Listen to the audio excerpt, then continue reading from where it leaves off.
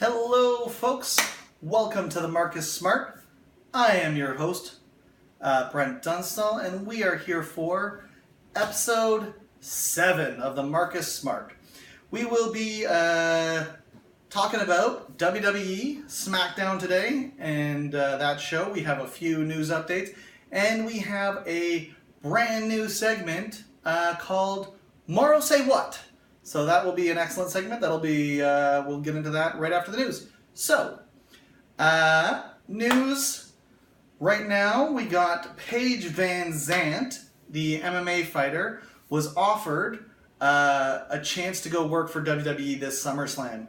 And the news is now broke that she has turned that offer down. She's decided to face Beck Rollins, and that at a UFC card, and that card will actually run against SummerSlam.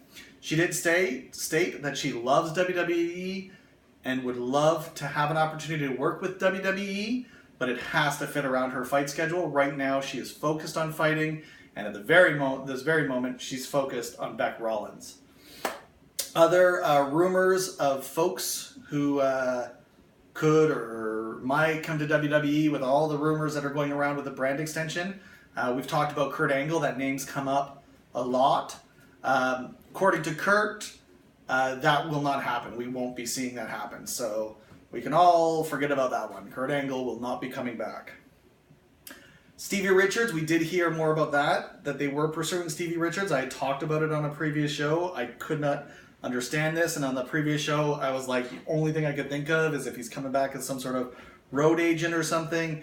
And from the reports, he is coming back in an off-screen role. So that I was right. He's not going to be working. That didn't make any sense to me, and that's not what's going to be happening. So that's it for rumors and news about people. We have some more news about the naming of the pay-per-views. We talked about it on a previous episode about Clash of the Champions. It's actually going to be replacing Night of Champions. So WWE's been using Night of Champions for a long time. I think going back to 2007 was the first time they used Night of Champions. And that pay-per-view will not air this year. It will be replaced by Clash of the Champions. Also, there's going from now till December, there's no Elimination Chamber on the schedule, so we may see the end of the Elimination Chamber pay-per-view. We do have a Hell in a Cell scheduled for the fall, though, still. Survivor Series, which has been an off and on pay-per-view. There have been years where WWE has canceled it. It's still on the schedule too as well, which is excellent. Survivor Series we talked about, one of my favorite pay-per-views, even though they don't use it the way I would like them to use it anymore. And lastly, the Roadblock pay-per-view, which I did talk about, that it was going to be coming back and actually becoming a pay-per-view. Last year they used it in March in between Fastlane and WrestleMania. This year it's actually going to air in December, and it'll be the last pay-per-view of the year. So that is our news, and we're going to go into our brand new segment, Morrow Say What? So, as you may know, Mauro Ranallo is my favorite commentator on WWE, and as I like to refer to him as the one-man A-team of WWE commentary. Mauro oftentimes uses vocabulary that escapes the rest of us. So this new segment will be all the things that Morrow says during an airing of SmackDown that made me say, Morrow said what? The first one today will be deleterious. Deleterious! That move was deleterious! What the hell are you talking about, Morrow? Deleterious is, according to the dictionary, causing harm or damage. Pretty straightforward, makes a lot of sense. Deleterious, use it often. All right, next one from SmackDown. I forget the situation, but Morrow said, "Oh, that's rarer than a strawberry moon." A strawberry moon, Morrow? What the hell is a strawberry moon? Doesn't sound good. Well, I looked this up. What's a strawberry moon? It is a full moon that occurs in the month of June. Apparently every full moon, every month, has a name dating all the way back to the Native Americans. I didn't know this. Now I do. Strawberry moon. Full moon in the month of June. it's actually not that rare. It happens like once every year. Clockwork, June. But anyways, Strawberry Moon, there you go. Thank you, Morrow Ronaldo, for making us all a little bit smarter today. So that has been Morrow Say, what? And now it is time to move on to our Smackdown review.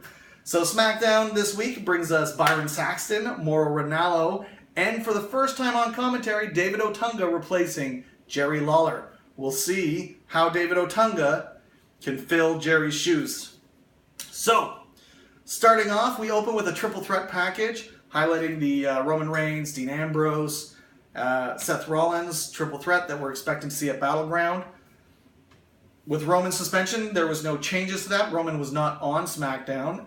No mention of Roman's suspension by commentary or by anybody or anything in the video package, but they're still pushing Battleground. So, I have to assume Roman's back 2 days before Battleground. He's going to fight. After that, we get Seth coming down to the ring to cut a promo. He talks about Battleground and Ambrose and all of that. And he says he's going to get ready for this by issuing an open challenge tonight. So he issues an open challenge. Sami Zayn's music hits, the crowd pops, and Sami Zayn comes down to open the challenge. Seth likes this. He thinks Sami Zayn is the perfect person to make an example of. And then all of a sudden Dean Ambrose's music comes out and calls them all a bunch of amateurs and said, let's do this the real way. Give me my set. And then a bunch of workers come in and set up the Ambrose Asylum, and now all of a sudden we've got an issue of the Ambrose, or an edition of the Ambrose Asylum.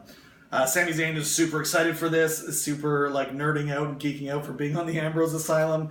And as soon as Dean basically starts asking Seth any questions, Seth gets frustrated and storms out of the ring. And that's the end of that segment. From there, we go on to a match, Alberto Del Rio versus Cesaro. Very, very good match. They play two backstage promos as each guy's coming down to ring. Really reminiscent of like the old school promos in the little square, the corner where the guy's talking like a pre-recorded promo. Very like real old school. But Del Rio blames Cesaro for losing the Money in the Bank match. And in Cesaro's promo, he basically says, I don't know why this guy's blaming me, but you want to blame me, bring it. That's it. The uppercuts during this match, Cesaro's European uppercuts, are just like on point. This dude is just devastating Del Rio with his uppercuts. At one point, he hits his springboard uppercut off the middle rope. And from that point on, he's like gripping his arm. He is seriously, something is not right with Cesaro's arm. Commentary is not mentioning it at all. So it's not gimmick. They're not pushing it. Even setting up for Del Rio's move in the corner where Cesaro has to hold on to the ropes. He cannot hold on. He seems to be signaling to the referee and to Del Rio, like, I can't do this. In the ensuing moments after that, Cesaro is able to turn the tide on Del Rio, hit the neutralizer, and get the win. But after the match, he's still holding his arm. I haven't heard anything about an injury to Cesaro, but definitely something happened during that match, and he had a tough time finishing that match. I guess it just goes to show you how devastating those European uppercuts can be, even to your own body. So Cesaro gets the win there. From there, we go to our second match of the evening, Sheamus versus Apollo Crews. This is a rematch from Money in the Bank, in which Apollo Crews was able to get a little scrappy roll-up win over Sheamus. And Crews starts this match totally aggressive, going right after Sheamus. Very impressive with Crews on the start of this match. Just fast-paced, going right at Sheamus. A lot of work on the outside. These two guys are battling it everywhere. Eventually, we get Sheamus standing up the steel chairs on the outside of the ring. And then at some point, Apollo Crews ends up standing in front of those steel steps that are set up. And he gets brogue kicked from behind, face first into the steel steps. Looks pretty solid, looks pretty brutal. We end up getting a count out on Apollo Crews. So we get the scrappy roll up at Money in the Bank. Crews beats Sheamus. And now we get the count out victory. Sheamus beats Crews. We definitely see where this feud is going. I like it. I was saying with the Money in the Bank that I thought Sheamus was going to take that, but I didn't mind the Cruz win because I think this could be a good feud for Sheamus, and it definitely looks like it's going to be a good feud for Sheamus. Cruz is making these matches interesting. I'm caring about Sheamus's matches again. Sheamus has had a pretty rough year with his run with Wade Barrett and his folks over in the League of Nations, and that angle just didn't really go anywhere and didn't really work. He had the whole you look stupid thing last year, which I think really held him back and stopped him from being able to get over as a big time heel. This match with Apollo Crews, or this feud with Apollo Crews, could definitely do that for him. So let's keep our eye on this one. They're producing good matches right now, so I got no problem with this feud. This feud's going good. After that, we just get an AJ Cena review of all the stuff that's happened with AJ and Cena in a little video package. And then we go to the club backstage, kind of talking, laughing, hanging out. And we get the Usos interrupting them. And Jimmy Uso challenges AJ to a match, saying, look, I've faced your two buddies here, but we've never fought. And then we go to the ring for that match. Jimmy Uso versus AJ.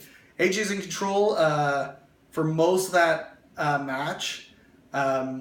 We do get some AJ sucks chants, some really, really loud AJ sucks chants during that match, which maybe it's simply WWE's got him going against the Usos, who are one of the absolute ultra popular tag teams in WWE, winning Tag Team of the Year last year while basically doing nothing, sitting on the bench for most of the year.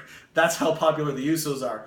So maybe it's just better booking AJ against someone who can actually get the fans on their side. Or I was listening to Kenny Omega do a great interview on Jim Ross's Ross Report, and Omega was talking about how when he became a heel, he actually had to get rid of moves from his moveset that were too popular because he couldn't get the heel heat. He had to really think about how to make himself a heel, and maybe if he turns face one day, he'll bring those moves back. But he said for right now, and he's if you know Kenny Omega, he's talking about the Hadouken specifically, or if you know Street Fighter, you also know the Hadouken.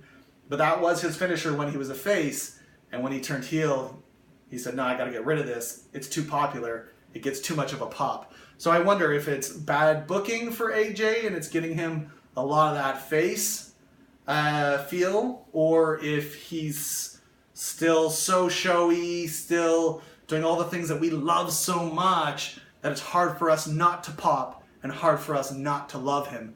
So not sure which one it is, but he's been getting a lot of face heat from the crowd. But today, some real heel heat, some real AJ sucks chants versus Jimmy Uso. So if WWE's booking him as a heel, this is good. He should be getting heel heat. So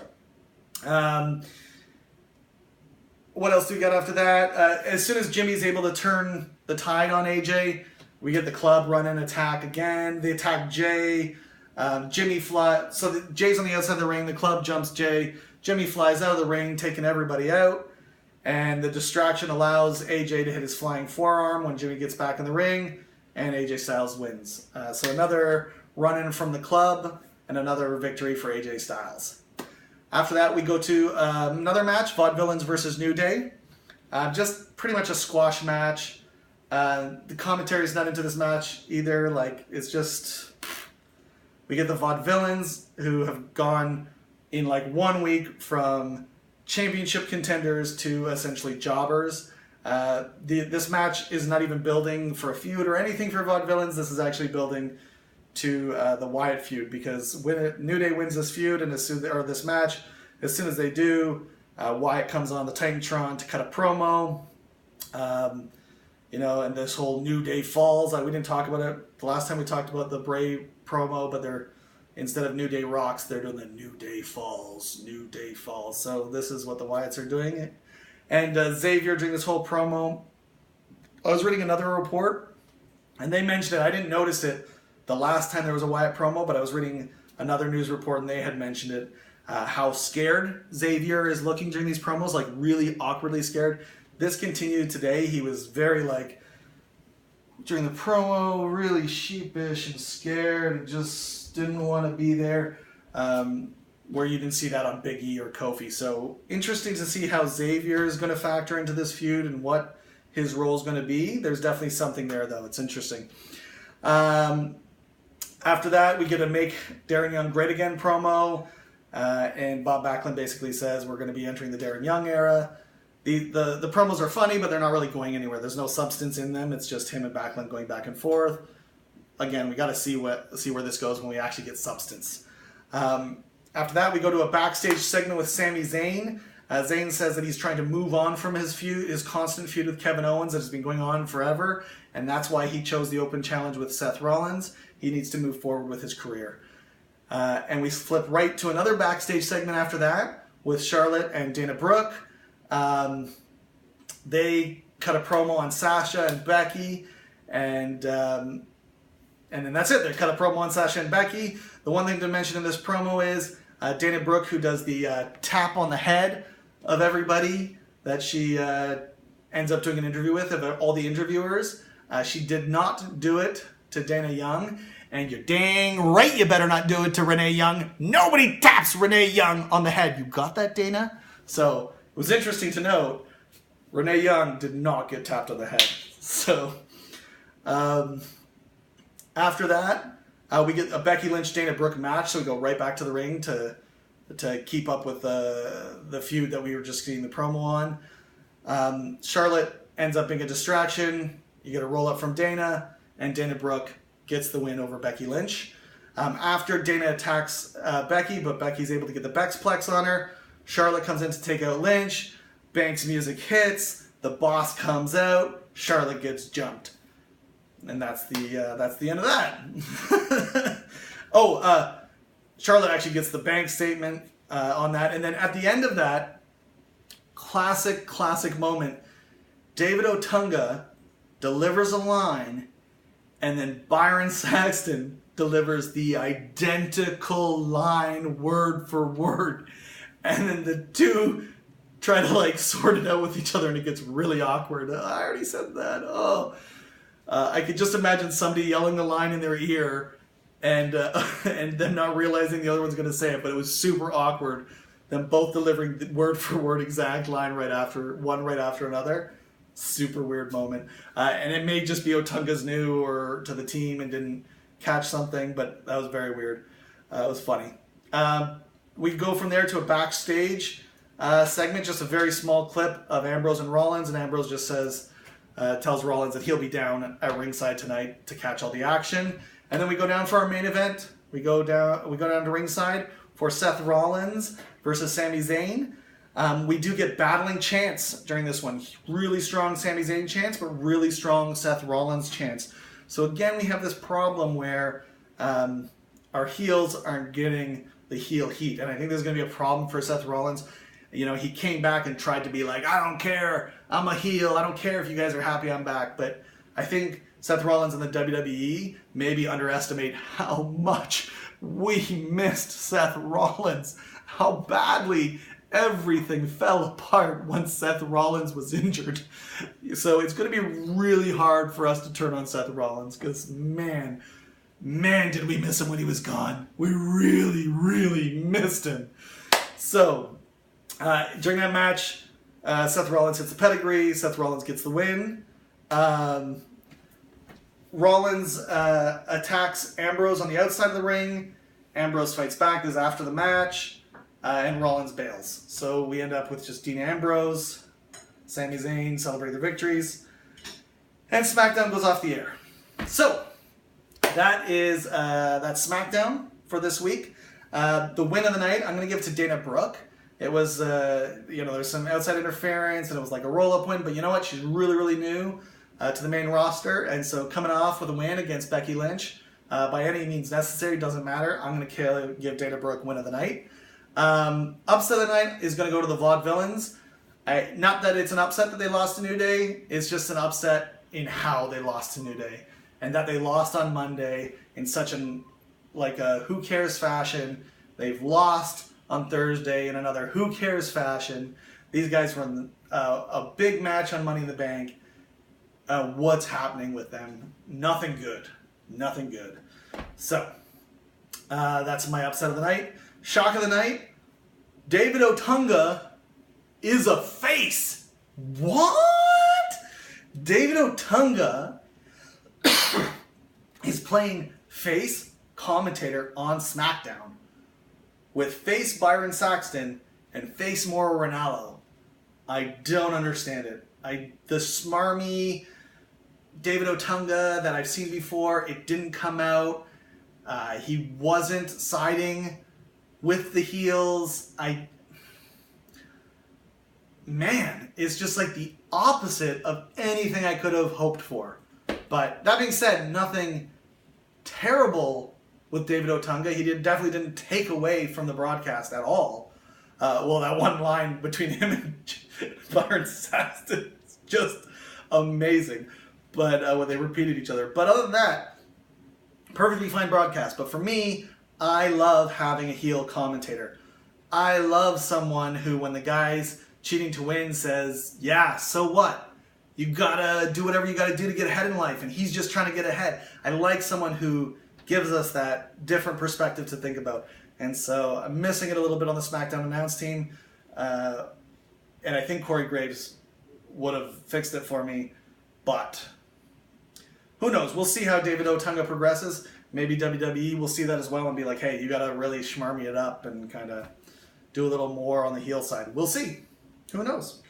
Match of the night, Cesaro and Del Rio gave an excellent match. Like I said with that match, man, those European uppercuts by Cesaro were insane. Despite the fact that he could barely wrestle for like the last half of the match because of his arm. Still, I think the best match on this card. And that's it. That's the end of SmackDown for this week. Overall, I give it a low-end watch. So it's worth a watch, but definitely on the lower end. Nothing that's getting me too enthusiastic in here, but some decent stuff. If you're following the storylines, give it a watch. All right. That's it for SmackDown. That's it for episode 7. I think the next episodes we got coming at you are probably Lucha Underground Season 1. So look for that. See ya. As soon as my wife turns off the camera, she's not paying attention. See ya.